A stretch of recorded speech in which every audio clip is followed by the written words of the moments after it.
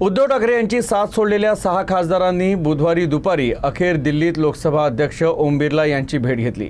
विशेष म्हणजे या खासदारांनी स्वतंत्र संसदीय गट स्थापन करण्याबाबतचं पत्र त्यांच्याकडे सादर केलं आणि त्याला मंजुरीही मिळाली आहे। त्यामुळे बंडखोर खासदारांच्या स्वतंत्र गटाच्या स्थापनेची प्रक्रिया पूर्ण झाली आहे।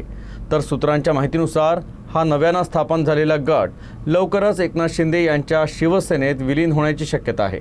या घडामोडीमुळे महाराष्ट्राच्या राजकारणात पुन्हा एकदा चर्चांना उधाण आलं असून उद्धव ठाकरे यांच्या नेतृत्वाला आणखीन एक मोठा धक्का मानला जात आहे। मंगळवारी रात्रीपासून ठाकरे गटाचे फुटीर खासदार एक एक करून दिल्लीत दाखल व्हायला सुरुवात झाली होती। उपमुख्यमंत्री एकनाथ शिंदे हे देखील मंगळवार रात्री दिल्लीत दाखल झाले होते। त्यानंतर ठाकरे गटाच्या बंडखोर खासदारांना अज्ञात स्थळी ठेवण्यात आलं होतं। तर बुधवारी दुपारच्या सुमारास या 6 बंडखोर खासदारांनी एकनाथ शिंदेंसोबत लोकसभेचे अध्यक्ष ओमप्रकाश बिर्लांना आपला स्वतंत्र गट स्थापन करत असल्याचं पत्र सादर केलं। लोकसभा अध्यक्षांच्या देखत 6 बंडखोर खासदारांनी पत्रावर सह्या केल्या। त्यामुळे या खासदारांच्या स्वतंत्र गटाला लोकसभा अध्यक्षांनी मान्यता दिली आहे।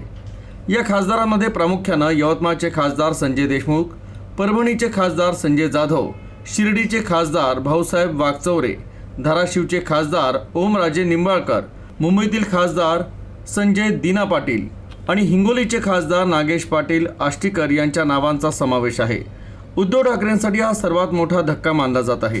आता उद्धव ठाकरेंकडे लोकसभेचे केवळ 3 खासदार उरले आहेत, ज्यामध्ये नाशिकचे राजाभाऊ वाजे, मुंबईतील खासदार अनिल देसाई आणि खासदार अरविंद सावंत यांचा समावेश आहे।